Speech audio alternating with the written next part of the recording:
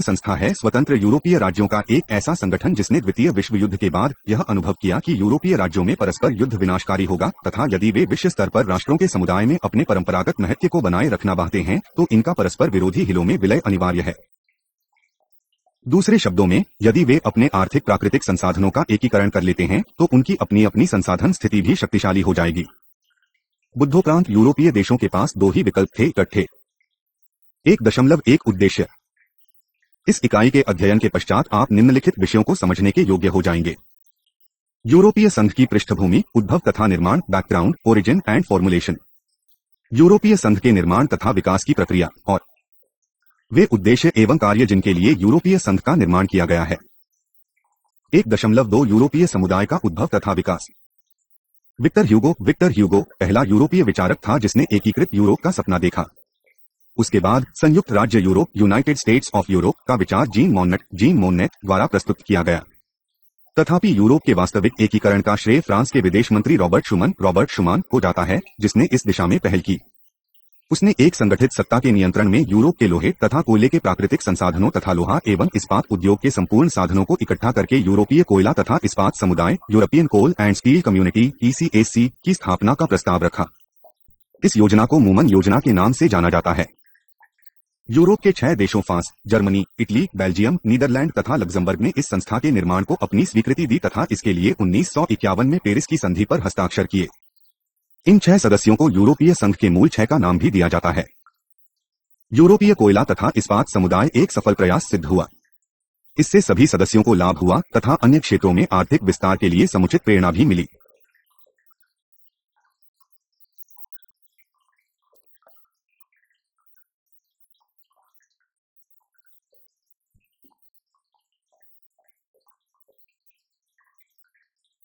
यूरोपीय संघ के निर्माण में अगला कदम 1957 में रोम की संधि के माध्यम से 2 अन्य संस्थाओं का निर्माण था, यूरोपीय आर्थिक समुदाय, यूरोपियन इकोनॉमिक कम्युनिटी (EEC) तथा यूरोपीय आणविक ऊर्जा समुदाय, यूरोपियन एटॉमिक एनर्जी कम्युनिटी (यूरेटम).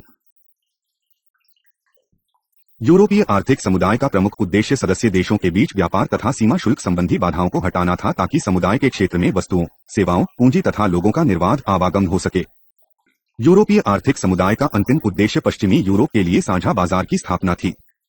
यूरोपीय आर्थिक समुदाय की स्थापना के समय ब्रिटेन को इसमें सम्मिलित होने का न्योता दिया गया था, परंतु साझी सीमा शुल्क नीति एक्सटर्नल टैरिफ पॉलिसी को लेकर ब्रिटेन की कुछ शंकाएं थी। इसकी नींव थी कि ब्रिटेन के पुराने उपनिवेशों, जो अब कॉमनवेल्थ के राज्य थे, के साथ वर्णात्मक व्यवहार किया जाए तथा यूरोपीय साझा बाजार को नाटो की तरह पार-अटलांटिक संस्था बनाया जाए। परंतु फ्रांस के राष्ट्रपति चार्ल्स डी गॉल ने ब्रिटेन के इन प्रस्तावों को पूरी तरह खारिज कर दिया। परिणामस्वरूप ब्रिटेन ने क्षेत्रीय आर्थिक सहयोग को बढ़ावा देने के लिए 1959 में एक अलग संस्था बनाने की पहल की, जिसे यूरोपीय मुक्त व्यापार संस्था European free trade association (EFTA) का नाम दिया गया। इसके सदस्य थे Britain, Ireland, Denmark, Sweden, Norway, Finland तथा स्विट्जरलैंड। इस संस्था ने अगले 10 सालों में आंतरिक सीमा शुल्क समाप्त करने का प्रस्ताव रखा।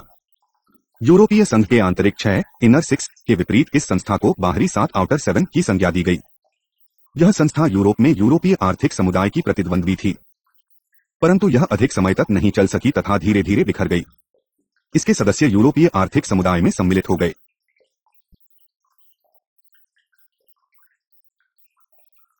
1961 में ब्रिटेन के प्रधानमंत्री हैरोल्ड मैकमिलान ने यूरोपीय आर्थिक समुदाय में सम्मिलित होने के लिए आवेदन पत्र दिया, परंतु फ्रांस के राष्ट्रपति डी गॉल ने ब्रिटेन की सदस्यता रोकने के लिए वीटो शक्ति का प्रयोग करने की धमकी दी।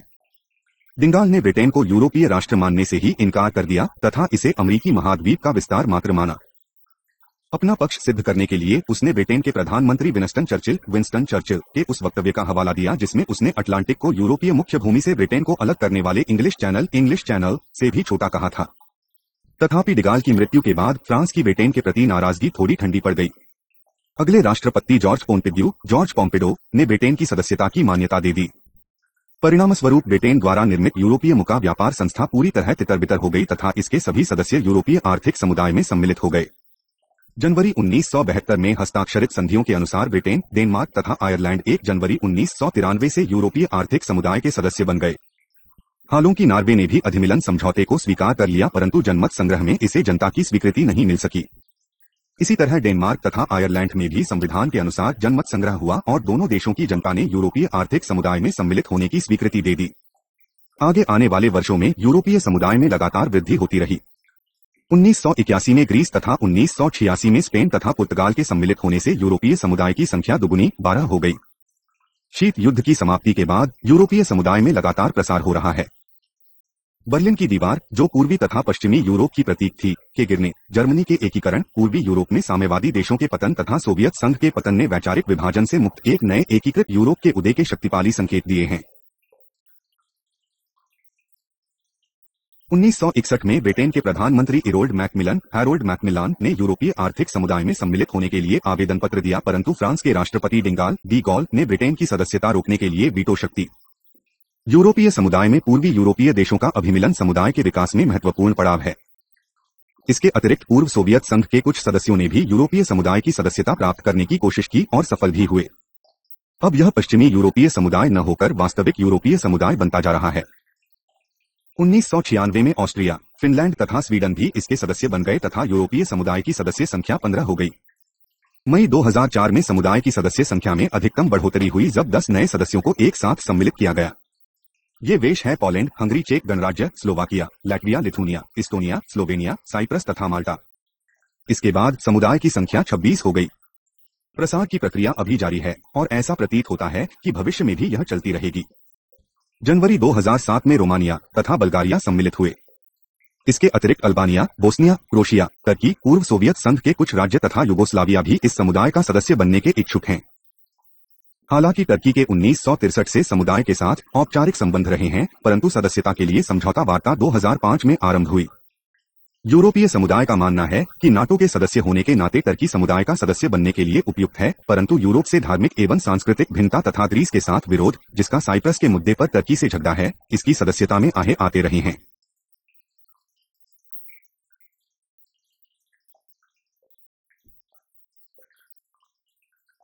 उन्नीस सौ 1961 में ब्रिटेन के प्रधानमंत्री हैरोल्ड मैकमिलान ने यूरोपीय आर्थिक समुदाय में सम्मिलित होने के लिए आवेदन पत्र दिया, परंतु फ्रांस के राष्ट्रपति डी गॉल ने ब्रिटेन की सदस्यता रोकने के लिए वीटो शक्ति। यूरोपीय समुदाय में पूर्वी यूरोपीय देशों का अभिमिलन समुदाय के विकास में महत्वपूर्ण पड़ाव है। इसके अतिरिक्त पूर्व सोवियत संघ के कुछ सदस्यों ने भी यूरोपीय समुदाय की सदस्यता प्राप्त करने की कोशिश की और सफल भी हुए। अब यह पश्चिमी यूरोपीय समुदाय न होकर वास्तविक यूरोपीय समुदाय बनता जा रहा है। 1996 में ऑस्ट्रिया, फिनलैंड तथा स्वीडन भी इसके सदस्य बन गए तथा यूरोपीय समुदाय की सदस्य संख्या 15 हो गई। मई 2004 में समुदाय की सदस्य संख्या में अधिकतम बढ़ोतरी हुई जब 10 नए सदस्यों को एक साथ सम्मिलित किया गया। ये देश है पोलैंड, हंगरी, चेक गणराज्य, Slovakia, Latvia, Lithuania, Estonia, Slovenia, Cyprus तथा माल्टा। इसके बाद समुदाय की संख्या 26 हो गई। प्रसार की प्रक्रिया अभी जारी है और ऐसा प्रतीत होता है कि भविष्य में भी यह चलती रहेगी। जनवरी 2007 में रोमानिया तथा बल्गारिया सम्मिलित हुए। इसके अतिरिक्त अल्बानिया, बोस्निया, क्रोशिया, टर्की, पूर्व सोवियत संघ के कुछ राज्य तथा युगोस्लाविया भी इस समुदाय का सदस्य बनने के इच्छुक हैं। हालांकि टर्की के 1963 से समुदाय के साथ औपचारिक संबंध रहे हैं, परंतु सदस्यता के लिए समझौता वार्ता 2005 में आरंभ हुई। यूरोपीय समुदाय का मानना है कि नाटो के सदस्य होने के नाते टर्की समुदाय का सदस्य बनने के लिए उपयुक्त है, परंतु यूरोप से धार्मिक एवं सांस्कृतिक भिन्नता तथा ग्रीस के साथ विरोध, जिसका साइप्रस के मुद्दे पर टर्की से झगड़ा है, इसकी सदस्यता में आहे आते रहे हैं। यूरोपीय समुदाय के अवरोधी तथा निरंतर विकास कंसिस्टेंट एक्सपांशन ने इसे भारी भरकम संस्था बना दिया है। इसमें अब कई क्षेत्रीय विषमताएं, रीजनल डिस्पैरिटीज हैं तथा समुदाय के विभिन्न सदस्यों के नागरिकों के जीवन स्तर में काफी अंतर है। प्रारंभिक सामाजिक एकरूपता तथा समरूपता, कोहेजन एंड होमोजेनेटी धीरे धीरे समाप्त होती जा रही है। इसका प्रसार कई तरह की चुनौतियों खड़ी कर रहा है तथा इसके मूल तर्क की यूरोप का एक स्वर होगा में कमी ला रहा है। दूसरी तरफ इसके प्रसार ने यूरोपीय समुदाय को वास्तव में यूरोपीय संस्था बना दिया है। समुदाय ने यूरोप को संसार का सबसे बड़ा बाजार, यह कहना गलत नहीं कि अमेरिका तथा चीन से भी बड़ा बाजार बना दिया है। इसके पास 50 करोड़ से भी अधिक समृद्ध उपभोक्ता है, जिनकी क्रयशक्ति संसार में अधिकतम है। 1.3 यूरोपीय समुदाय का गठन। यूरोपीय समुदाय यूरोपियन कम्युनिटी (ईसी) का गठन उस प्रक्रिया की पराकाष्ठा थी जो पेरिस की संधि 1951 से आरंभ हुई, जिसके माध्यम से यूरोपीय कोयला तथा इस्पात समुदाय (ECAC) की स्थापना हुई थी। इस सफलता ने और अधिक आर्थिक सहयोग को बढ़ावा दिया, जिसके परिणामस्वरूप यूरोपीय आर्थिक समुदाय, यूरोपीय आणविक ऊर्जा समुदाय, यूरोपियन एटॉमिक एनर्जी कम्युनिटी (यूरेटम) का गठन किया गया।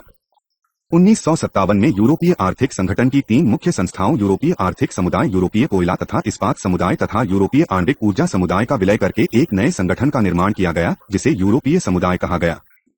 यूरोपीय समुदाय को एक विलय संधि के माध्यम से स्थापित किया गया, जिसे अधिकाधिक तौर पर यूरोपीय समुदाय में एकल परिषद और एकल आयोग की स्थापना की संधि, treaty establishing a single council and a single commission of the European communities कहा जाता है।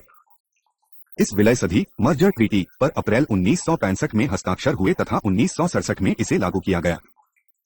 इसमें 3 यूरोपीय संस्थाओं के संगठनात्मक ढांचों का भी विलय कर दिया गया।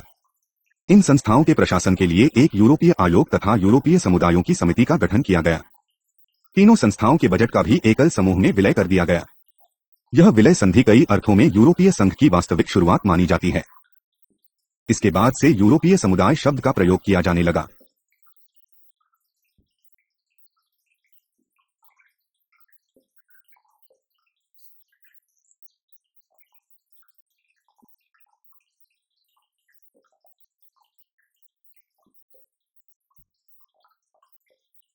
एक 1.4 एकल यूरोपीय अधिनियम। एकल यूरोपीय अधिनियम सिंगल यूरोपियन एक्ट का श्रेय यूरोपीय आयोग के अध्यक्ष जैकीस डिलोर्स को जाता है, जिसने 1985 में एक श्वेत पत्र व्हाइट पेपर तैयार किया, जिसके आधार पर एकल यूरोपीय अधिनियम बनाया गया। इस श्वेत पत्र में स्पष्ट किया गया कि यदि यूरोप में एकल साझे बाजार की स्थापना कर दी जाए तथा वस्तुओं, सेवाओं एवं लोगों के आवागमन पर लगे प्रतिबंध समाप्त कर दिए जाए, तो यह प्रशंसनीय यूरोपीय समुदाय 30 करोड़ यूरोपीय उपभोक्ताओं की आवश्यकताओं को बेहतर तरीके से पूरा करने के योग्य हो सकता है। एकल यूरोपीय अधिनियम पर 1988 में हस्ताक्षर किए गए, जिसमें यूरोपीय आर्थिक समुदाय के 12 सदस्यों ने निश्चित समय सारणी के अनुसार कार्य करते हुए 1993 तक साझा बाजार स्थापित करने की प्रक्रिया पूरी करने का निश्चय किया। इसके बाद की प्रगति काफी तेज गति से हुई। व्यापार, व्यवसाय, मजदूर संगठन सभी ने स्वयं को नई परिस्थितियों के अनुसार ढालना आरंभ कर दिया। आम जनजीवन में इनके अनेक लाभ शीघ्र ही दिखाई देने लगे। उपभोक्ताओं के लिए वस्तुओं और सेवाओं की उपलब्धि बेहतर हो गई। व्यापार तथा मौज मस्ती के लिए लोग सारे देशों में आसानी से आ जा सकते थे। इसने यूरोप में एकल साझे बाजार को जन्म दिया, जहां विभिन्न सदस्य देशों में व्यापार तथा सीमापुल जैसे कोई बंधन नहीं थे। यूरोपीय समुदाय ने यह आश्वासन दिया कि वस्तुओं और व्यक्तियों का आवागमन निर्बाध हो।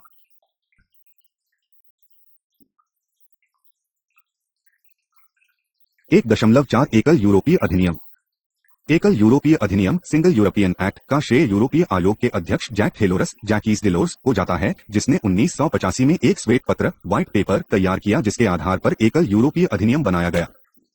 इस श्वेत पत्र में स्पष्ट किया गया कि यदि यूरोप में एकल साझे बाजार की स्थापना कर दी जाए तथा वस्तुओं, सेवाओं एवं लोगों के आवागमन पर लगे प्रतिबंध समाप्त कर दिए जाए, तो यह प्रशंसनीय यूरोपीय समुदाय 30 करोड़ यूरोपीय उपभोक्ताओं की आवश्यकताओं को बेहतर तरीके से पूरा करने के योग्य हो सकता है। एकल यूरोपीय अधिनियम पर 1988 में हस्ताक्षर किए गए, जिसमें यूरोपीय आर्थिक समुदाय के 12 सदस्यों ने निश्चित समय सारणी के अनुसार कार्य करते हुए 1993 तक साझा बाजार स्थापित करने की प्रक्रिया पूरी करने का निश्चय किया। इसके बाद की प्रगति काफी तेज गति से हुई। व्यापार, व्यवसाय, मजदूर संगठन सभी ने स्वयं को नई परिस्थितियों के अनुसार ढालना आरंभ कर दिया। आम जनजीवन में इनके अनेक लाभ शीघ्र ही दिखाई देने लगे।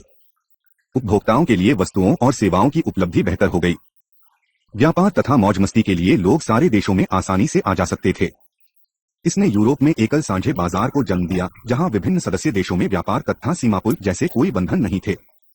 यूरोपीय समुदाय ने यह आश्वासन दिया कि वस्तुओं और व्यक्तियों का आवागमन निर्बाध हो।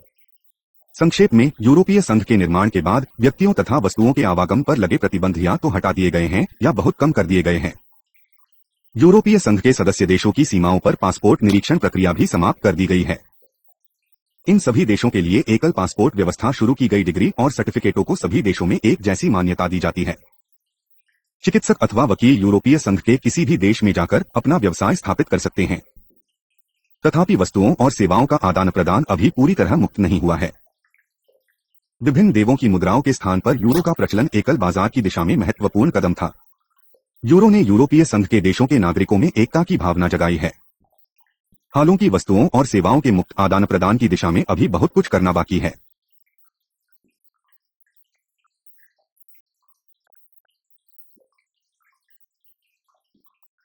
एक 1.4 एकल यूरोपीय अधिनियम। एकल यूरोपीय अधिनियम सिंगल यूरोपियन एक्ट का श्रेय यूरोपीय आयोग के अध्यक्ष जैकीस डिलोर्स को जाता है, जिसने 1985 में एक श्वेत पत्र व्हाइट पेपर तैयार किया, जिसके आधार पर एकल यूरोपीय अधिनियम बनाया गया। इस श्वेत पत्र में स्पष्ट किया गया कि यदि यूरोप में एकल साझे बाजार की स्थापना कर दी जाए तथा वस्तुओं, सेवाओं एवं लोगों के आवागमन पर लगे प्रतिबंध समाप्त कर दिए जाए, तो यह प्रशंसनीय यूरोपीय समुदाय 30 करोड़ यूरोपीय उपभोक्ताओं की आवश्यकताओं को बेहतर तरीके से पूरा करने के योग्य हो सकता है। एकल यूरोपीय अधिनियम पर 1988 में हस्ताक्षर किए गए, जिसमें यूरोपीय आर्थिक समुदाय के 12 सदस्यों ने निश्चित समय सारणी के अनुसार कार्य करते हुए 1993 तक साझा बाजार स्थापित करने की प्रक्रिया पूरी करने का निश्चय किया। इसके बाद की प्रगति काफी तेज गति से हुई। व्यापार, व्यवसाय, मजदूर संगठन सभी ने स्वयं को नई परिस्थितियों के अनुसार ढालना आरंभ कर दिया। आम जनजीवन में इनके अनेक लाभ शीघ्र ही दिखाई देने लगे। उपभोक्ताओं के लिए वस्तुओं और सेवाओं की उपलब्धि बेहतर हो गई। व्यापार तथा मौज मस्ती के लिए लोग सारे देशों में आसानी से आ जा सकते थे। इसने यूरोप में एकल साझे बाजार को जन्म दिया, जहां विभिन्न सदस्य देशों में व्यापार तथा सीमापुल जैसे कोई बंधन नहीं थे। यूरोपीय समुदाय ने यह आध्यासन दिया कि वस्तुओं और व्यक्तियों का आवागम निर्बाध हो। संक्षेप में, यूरोपीय संघ के निर्माण के बाद व्यक्तियों तथा वस्तुओं के आवागम पर लगे प्रतिबंध या तो हटा दिए गए हैं या बहुत कम कर दिए गए हैं। यूरोपीय संघ के सदस्य देशों की सीमाओं पर पासपोर्ट निरीक्षण प्रक्रिया भी समाप्त कर दी गई है। इन सभी देशों के लिए एकल पासपोर्ट व्यवस्था शुरू की गई। डिग्री और सर्टिफिकेटों को सभी देशों में एक जैसी मान्यता दी जाती है। चिकित्सक अथवा वकील यूरोपीय संघ के किसी भी देश में जाकर अपना व्यवसाय स्थापित कर सकते हैं। तथापि वस्तुओं और सेवाओं का आदान प्रदान अभी पूरी तरह मुक्त नहीं हुआ है। विभिन्न देवों की मुद्राओं के स्थान पर यूरो का प्रचलन एकल बाजार की दिशा में महत्वपूर्ण कदम था। यूरो ने यूरोपीय संघ के देशों के नागरिकों में एकता की भावना जगाई है। हालांकि वस्तुओं और सेवाओं के मुक्त आदान प्रदान की दिशा में अभी बहुत कुछ करना बाकी है। इसी तरह गैस तथा बिजली के क्षेत्र में भी एकल बाजार की स्थापना के प्रयत्न किए जा रहे हैं। परंतु ऊर्जा एक संवेदनशील विषय है। उपभोक्ताओं को उचित कीमत पर ऊर्जा की आपूर्ति यूरोपीय संघ के सामने सबसे बड़ी चुनौती है। इसी तरह यूरोपीय संघ के सदस्य जलवायु परिवर्तन के हानिकारक प्रभावों को रोकने के लिए प्रदूषण फैलाने वाली गैसों को सीमित करने के लिए भी कटिबद्ध है। यूरोपीय संघ का उद्देश्य ऊर्जा के नवीकृत स्रोतों का विकास करना है, ताकि जीवाश्म ईंधन फॉसिल फ्यूल्स पर निर्भरता कम की जा सके। पर्यावरण तथा ऊर्जा संरक्षण यूरोपीय संघ की परिवहन नीति का अभिन्न अंग है। यूरोपीय संघ में माल का 75% से अधिक आवागम सड़क के रास्तों से होता है, जिसके कारण ऊर्जा की खपत अधिक है, ट्रैफिक जाम भी होते हैं तथा पर्यावरण पर प्रतिकूल प्रभाव पड़ता है। यूरोपीय संघ इस सड़क पर हो रहे व्यापक आवागम को रेल तथा जलमार्गों की तरफ मोड़ने का इरादा रखता है। यूरोपीय संघ के लिए एक ऐसी परिवहन नीति की आवश्यकता अनुभव की गई जिससे सीमा रहित एकल यूरोपीय बाजार में वस्तुओं और व्यक्तियों का मुक्त आवागम हो सके। इसके लिए यूरोपीय संघ की रेल व्यवस्था को संगठित करने तथा इसमें सुधार लाने की आवश्यकता है। हवाई यातायात में भी सुधार लाने तथा यूरोपीय संघ के विभिन्न देशों के हवाई यातायात नियंत्रण एयर ट्रैफिक कंट्रोल (ATC) का एकीकरण करके इसे एकल यूरोपीय हवाई सेवा सिंगल यूरोपियन स्काई में परिवर्तित करने की आवश्यकता है। इसी तरह यूरोपीय संघ की डाक सेवा का भी उदारीकरण किया जा रहा है और इसे निजी क्षेत्र के लिए खोला जा रहा है। संक्षेप में, यूरोपीय संघ का उद्देश्य है कि उसके नागरिकों को सभी सार्वजनिक सुविधाएं जैसे परिवहन, संचार, स्वास्थ्य, पानी, बिजली उचित कीमतों पर मिल सकें। यद्यपि काफी समय तक इन सार्वजनिक सेवाओं पर विभिन्न राष्ट्रीय सरकारों का आधिपत्य था, किंतु अब इन्हें परस्पर प्रतिस्पर्धा के लिए खोला जा रहा है। इससे लोगों की अधिकतम नौकरियां मिल सकेंगी, सेवाओं में सुधार होगा तथा यूरोपीय संघ की अर्थव्यवस्था मजबूत होगी। 1.5 यूरोपीय संघ संधि मैस्ट्रिक्ट संधि 1.5 यूरोपीय संघ संधि मैस्ट्रिक्ट संधि यूरोपीय संघ संधि, जिसे मैस्ट्रिक्ट संधि मास्ट्रिक्ट ट्रीटी का नाम दिया जाता है, एकल समुदाय के निर्माण की दिशा में नया चरण था। इस पर 7 फरवरी 1992 को नीदरलैंड के शहर मैस्ट्रिक्ट में हस्ताक्षर किए गए तथा यह 1 नवंबर 1993 को लागू हुई। यूरोप की संगठन प्रक्रिया में मैस्ट्रिक्ट संधि एक महत्वपूर्ण मोड़ था। इसने पेरिस तथा रोम की संधियों में संबोधन किया गया तथा एकल यूरोपीय अधिनियम में प्रसार करके इसके कार्यक्षेत्र तथा गतिविधियों में काफी विस्तार कर दिया गया। साझा बाजार निर्माण के प्रारंभिक उद्देश्य के साथ अब राजनीतिक तथा वित्तीय संगठन के संदर्भ में बड़ी लंबी चर्चाओं का परिणाम था। गैस्ट्रिक संधि में 3 महत्वपूर्ण संस्थाओं का प्रावधान किया गया: यूरोपीय आर्थिक तथा वित्तीय समुदाय economic and monetary union (EMU), एक साझी मुद्रा euro common currency the euro तथा एकल नियामक निकाय यूरोपीय केंद्रीय bank single regulatory body the European central bank. इस संधि ने यूरोपीय संघ के सदस्य देशों को संपूर्ण एकल आर्थिक तथा वित्तीय समुदाय में परिवर्तित कर दिया। अब यूरोप के नागरिक किसी भी देश में खरीद फरोख्त कर सकते थे। यूरोपीय समुदाय का संबंध मूलतः आर्थिक तथा व्यापारिक मामलों से था। गैस्ट्रिक संधि के बाद सहयोग का यह दायरा आर्थिक क्रियाकलापों के साथ साथ राजनीतिक तथा सामाजिक क्षेत्रों में भी बढ़ता चला गया। यूरोपीय संघ के बारे में कहा जाता है कि जहां आर्थिक क्षेत्र में यह एक दैत्य है, वहीं राजनीतिक तथा रणनीतिक क्षेत्रों में यह बौना पिग्मी रहा है। मैस्ट्रिक्ट संधि ने इस असंतुलन को समाप्त करने का कार्य किया तथा यूरोपीय संघ के सदस्य देशों की सामाजिक तथा राजनीतिक एकता को सशक्त करने का प्रयत्न किया।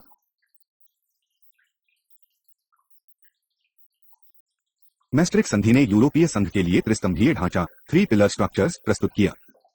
इसका पहला स्तंभ था आर्थिक तथा सामाजिक नीति, economic and social policy (ESP). दूसरा स्तंभ था साझी विदेश तथा सुरक्षा नीति, common foreign and security policy (CFSP), तथा तीसरा स्तंभ था न्याय तथा गृह मामले, justice and home affairs (JHA). पहला स्तंभ सबसे महत्वपूर्ण तथा निर्णायक था क्योंकि यूरोपीय संघ की नागरिकता, समुदाय की नीतियों, आर्थिक तथा वित्तीय समुदाय से संबंधित मामले इसी के अंतर्गत आते थे। साझी विदेश एवं सुरक्षा नीति का निर्माण यूरोपीय राजनीतिक सहयोग की नींव पर किया गया। न्याय तथा गृह मामले का उद्देश्य कानून कार्यान्वयन, फौजदारी न्याय, नागरिक न्यायिक मामलों, शरणागति तथा अप्रवासी मामलों में समन्वय करके आपराधिक मामलों में पुलिस तथा न्यायिक सहयोग करना था। यूरोपीय संघ की कार्य प्रणाली के संदर्भ में मैस्ट्रिक्ट संधि पूरक सहायक सिद्धांत प्रिंसिपल ऑफ सब्सिडियरिटी पर आधारित है। इसका अर्थ है कि यूरोपीय संघ तथा इसकी सहायक संस्थाएं अपने स्तर पर तभी कार्य करेंगी यदि वे राष्ट्रीय अथवा स्थानीय स्तर से बेहतर और अधिक निपुणता से कर सकती है। यह सिद्धांत इस बात का आध्यासन देता है कि यूरोपीय संघ राष्ट्रीय सरकारों की कार्यविधि अथवा नागरिकों के जनजीवन में अनावश्यक हस्तक्षेप नहीं करता। यूरोपीय अस्मिता, यूरोपियन आइडेंटिटी का संरक्षण यूरोपीय संघ के लिए महत्वपूर्ण है, परंतु इसका अर्थ समरूपता, यूनिफॉर्मिटी नहीं है। यूरोपीय संघ के विभिन्न देश अपनी पहचान भी बनाए रखना चाहते हैं। मैस्ट्रिक्ट संधि की अभिपुष्टि नोटिफिकेशन काफी मुश्किल थी। डेनमार्क ने पहले इसे रह कर दिया और बाद में दूसरे जनमत संग्रह में इसका अनुमोदन किया। फारा में इसकी अभिपुष्टि अत्यधिक न्यूनतम बहुमत से हुई। ब्रिटेन में भी यही स्थिति थी, जहां इसने जॉन मेजर की सरकार के लिए भारी संकट खड़ा कर दिया। इस संधि की अभिपुष्टि के लिए संपूर्ण यूरोप अत्यधिक विभाजित था। आधुनिक यूरोप के इतिहास में यह सबसे अधिक विवादास्पद संधि रही है। तथापि अंततोगत्या सभी मुश्किलों पर विजय पाली गई तथा नवंबर 1983 में यह लागू हो गई। मैस्ट्रिक्ट संधि ने यूरोपीय संघ के लिए त्रिस्तंभीय ढांचा 3 पिलर्स। 1996 में यूरोपीय संघ परिषद के अंतर्गत डूरिन में एक राजनीतिक सम्मेलन का आयोजन किया गया, जिसका उद्देश्य मैस्ट्रिक्ट संधि में सुधार लाने के लिए एक नई संधि के बारे में विचार करना था। इस सम्मेलन के विषय थे यूरोपीय संघ की भूमिका को सशक्त बनाना, यूरोपीय संघ की संस्थाओं में सुधार लाना तथा पूर्वी एवं केंद्रीय यूरोप के देशों को यूरोपीय संघ में सम्मिलित करना। लंबी तथा जटिल चर्चाओं के बाद 1997 में यूरोपीय परिषद के अमस्टरडम में हुए सम्मेलन में सदस्य राज्यों की सहमति प्राप्त की गई और अमस्टरडम की संधि का स्वरूप उभारा। 1.6 अमस्टरडम तथा नाइस संधियां। अगस्टरडम संधि एम्स्टरडैम ट्रीटी पर अक्टूबर 1997 में हस्ताक्षर हुए तथा अनुमोदन के बाद यह मई 1999 में लागू हुई। इसने यूरोपीय समुदाय तथा यूरोपीय संघ की संधियों में संशोधन किया तथा इनके स्वरूप को अक्षरों से अंकों में बदलकर पुनः अंकित किया। अमस्टरडम संधि का उद्देश्य ऐसी राजनीतिक तथा संस्थागत परिस्थितियों की रचना करना था जो यूरोपीय संघ को भावी चुनौतियों का सामना करने के योग्य बना सके, जैसे अर्थव्यवस्था का वैश्वीकरण तथा रोजगार पर इसका प्रभाव, अपराध का अंतर्राष्ट्रीयकरण विशेषतः आतंकवाद, नशीले पदार्थों की तस्करी, हथियारों का प्रसार, पर्यावरण का निम्नीकरण डिग्रेडेशन तथा स्वास्थ्य पर इसका प्रभाव आदि। कुछ अन्य संशोधन आयोग की रचना तथा परिषद में प्रत्येक सदस्य देश को प्रदान किए गए वोटों के मूल्य से संबंधित थे। अमस्टरडम संधि में यह घोषणा की गई कि यूरोपीय संघ की स्थापना के मूल आधार है स्वतंत्रता, प्रजातंत्र, मानव अधिकार, मौलिक स्वतंत्रताएं तथा कानून का शासन। साथ ही संधि ने यह भी माना कि हो सकता है कि कोई देश इन मूल आधारों का उल्लंघन करे। आखिर ऐसी स्थिति से निपटने के लिए संधि में कुछ प्रक्रियाएं सुझाई गई। अमस्टरडम संधि ने मौलिक अधिकारों की सुरक्षा की गारंटी दी, जैसे स्त्री एवं पुरुष के समान अधिकार, भेदभाव का अभाव तथा तथ्यों की गोपनीयता। इसने यूरोपीय संघ के अंदर घूमने फिरने की स्वतंत्रता में भी संबोधन किया तथा इनमें वीजा, अप्रयास, शरणागति अधिकार तथा कुछ अन्य नीतियों को निहित किया गया। संधि में आपराधिक मामलों में पुलिस तथा न्यायिक सहयोग की बात भी उठाई गई। अमस्टरडम संधि में मौलिक अधिकारों के यूरोपीय घोषणापत्र पर जोर दिया गया। यदि कोई सदस्य देश लोगों को दिए गए मौलिक अधिकारों का उल्लंघन करता है तो उसे यूरोपीय संघ की सदस्यता से निष्कासित करने की प्रक्रिया भी स्पष्ट की गई। इसमें अधिकारों की भेदभावहीनता को केवल राष्ट्रीयता तक सीमित नहीं रखा गया, बल्कि इसे लिंग, नस्ल, धर्म, संस्कृति तथा लैंगिक पक्षों के साथ भी जोड़ दिया गया। संधि में यूरोपीय संघ की कार्यप्रणाली में पारदर्शिता को प्रोत्साहन दिया गया तथा नागरिकों को यूरोपीय संघ के प्रापत्री डॉक्यूमेंट्स तक पहुंच का अधिकार दिया गया। इसके अतिरिक्त अमस्टरडम संधि में अंतर्राष्ट्रीय स्तर पर यूरोपीय संघ के हितों को प्रभावशाली ढंग से सुरक्षित करने के उपाय भी प्रस्तावित किए गए। इसने साझी विदेश तथा सुरक्षा नीति में भी कुछ परिवर्तन किए। इसमें उच्च प्रतिनिधि के नाम से एक नया पदाधिकारी नियुक्त किया गया, जिसका प्रमुख कार्य विदेश तथा सुरक्षा नीतियों के क्षेत्र में यूरोपीय संघ की साझी रणनीति के निर्माण में सहायता करना होगा। संक्षेप में, परिषद में प्रत्येक देश के वोट का सापेक्षिक मूल्य, सीमित बहुमत मतदान का विस्तार तथा आयोग के अध्यक्ष की भूमिका में बढ़ोतरी, ये कुछ ऐसे संस्थागत सुधार थे जो अमस्टरडम संधि द्वारा किए गए। इस संधि ने यूरोपीय संघ की नागरिकता संबंधी धाराओं में भी परिवर्तन किया। इसने यूरोपीय तथा राष्ट्रीय नागरिकता में संबंध स्पष्ट किया। इसके अनुसार यूरोपीय संघ की नागरिकता राष्ट्रीय नागरिकता की पूरक है, उसका विकल्प नहीं। इसके दो व्यावहारिक निष्कर्ष थे। एक, यूरोपीय संघ की सदस्यता के लिए यूरोपीय संघ के सदस्य देश का नागरिक होना आवश्यक है, तथा 6, यूरोपीय संघ की नागरिकता राष्ट्रीय नागरिकता की पूरक है। इसके अतिरिक्त अम्स्टरडम संधि ने यूरोप के नागरिकों को एक नया अधिकार दिया, जिसके अंतर्गत यूरोपीय संघ का प्रत्येक नागरिक यूरोपीय संसद, यूरोपीय परिषद, आयोग, न्यायालय, आर्थिक तथा सामाजिक परिषद अथवा क्षेत्रीय समिति के साथ किसी भी भाषा में पत्र व्यवहार कर सकता है और उसे उसी भाषा में उत्तर दिया जाएगा। यूरोपीय संघ के नागरिकों के अधिकारों को दिसंबर 2000 में नाइस संधि नाइस ट्रीटी में और मजबूत कर दिया गया, जब यूरोपीय संघ के मौलिक अधिकारों के घोषणापत्र की घोषणा की गई। इस घोषणापत्र की रचना एक यूरोपीय सम्मेलन में की गई, जिसमें यूरोपीय संसद, राष्ट्रीय सरकारों तथा आयोग के प्रतिनिधियों ने भाग लिया। इस घोषणापत्र के 6 भाग है: प्रतिष्ठा, स्वतंत्रता, समानता, भाईचारा, नागरिक अधिकार तथा न्याय। घोषणापत्र के अनुच्छेद 54 में यूरोपीय संघ के मौलिक मूल्यों तथा यूरोपीय नागरिकों के नागरिक, राजनीतिक, आर्थिक तथा सामाजिक अधिकारों का वर्णन करते हैं। उदाहरण के लिए प्रतिष्ठा से संबंधित अध्याय में जीने का अधिकार, विचाराभिव्यक्ति तथा आत्मा की स्वतंत्रता की बात की गई है, जबकि भाईचारे से संबंधित अध्याय में संपूर्ण यूरोपीय संघ के नागरिकों के सामाजिक आर्थिक अधिकारों जैसे मजदूरों के हड़ताल के अधिकार, उचित सूचनाओं का अधिकार, स्वास्थ्य संबंधी अधिकार, सामाजिक सुरक्षा तथा सामाजिक सहायता, सोशल असिस्टेंस की बात संपूर्ण यूरोपीय संघ के लिए की गई। नाइस संधि का यह घोषणापत्र पुरुष तथा स्त्री के बीच समानता, मानवीय क्लोनिंग पर प्रतिबंध, शिशु अधिकार, वरिष्ठ नागरिकों के अधिकार, स्वस्थ वातावरण तथा सुशासन पर बल देती है। नाइस संधि का उद्देश्य यूरोपीय संस्थाओं को यूरोपीय संघ में होने वाले और अधिक प्रसार के लिए तैयार करना था। नाइस संधि पर फरवरी 2001 में हस्ताक्षर हुए तथा विभिन्न सदस्य देशों की संसदों द्वारा पारित होने के बाद यह फरवरी 2003 में लागू की गई। आयरलैंड ही एक ऐसा देश था जिसे इस संधि के अनुमोदन के लिए जनमत संग्रह की आवश्यकता थी। पहले जनमत संग्रह में लोगों ने इस संधि को नकार दिया, परंतु बाद में अपनी स्वीकृति दे दी। इस कारण संधि के लागू होने में देरी हुई।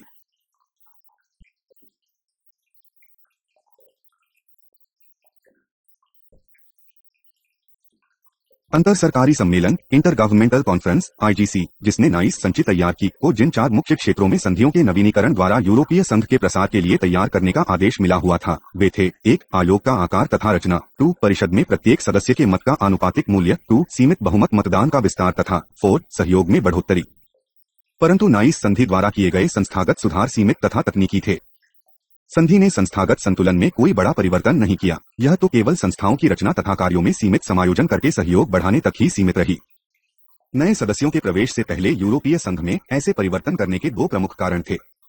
पहले कारण का संबंध यूरोपीय संघ के प्रसार से संबंधित संस्थाओं के मूललेख प्रोटोकॉल से था।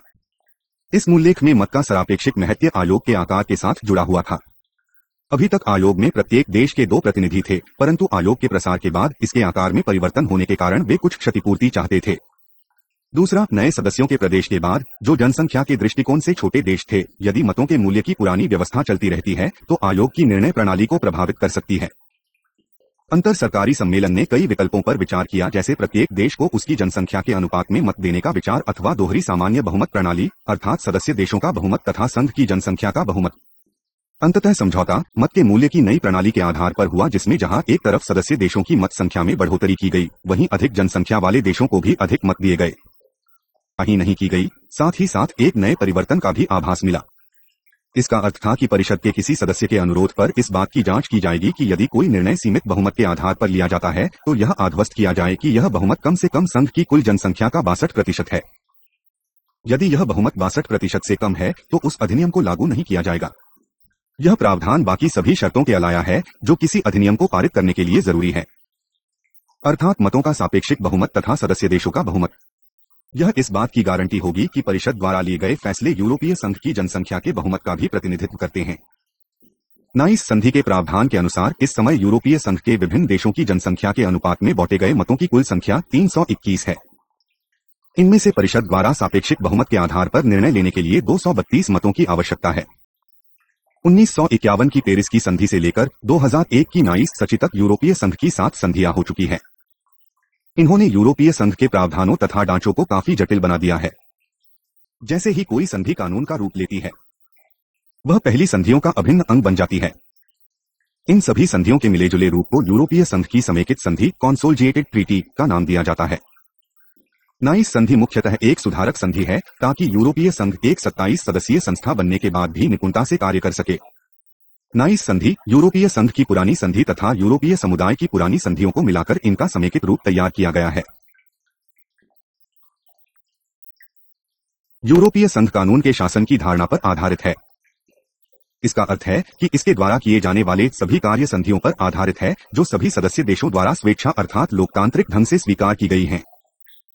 सामाजिक परिवर्तन के साथ साथ पुरानी संधियों में भी संबोधन करके उन्हें समकालीन बनाया जाता है। हाल ही में जिस नई संधि का मसौदा तैयार किया गया है उसका उद्देश्य यूरोपीय संघ का संविधान निर्माण करना है जो सभी संधियों को एक ही प्रापत्र में निहित कर देगा। इस पर अंतर सरकारी सम्मेलन तथा यूरोप के भविष्य पर सम्मेलन जैसी संस्थाएं कार्यरत हैं। इस संविधान को ब्रसेल्स यूरोपीय परिषद में राज्यों तथा सरकारों के अध्यक्षों द्वारा जून 2004 में स्वीकृति दी गई थी तथा अक्टूबर 2004 में रोम में इस पर हस्ताक्षर भी किए जा चुके हैं। अब इसे प्रत्येक सदस्य देश के संविधान के अनुसार संसदीय स्वीकृति अथवा जनमत संग्रह स्वीकृति मिलना बाकी है। जब तक सभी 27 राज्यों की स्वीकृति नहीं मिल जाती यह संविधान लागू नहीं हो सकता। इस समय विभिन्न यूरोपीय संधियां पेरिस संधि 1951, रोग संधि 1957, विलय संधि 1969, एकल यूरोपीय संधि 1988, मैस्ट्रिक्ट संधि 1982, अमस्टरडम संधि 1997, नाइस संधि 2001 मिलकर यूरोपीय समुदाय के संविधान बनाते हैं।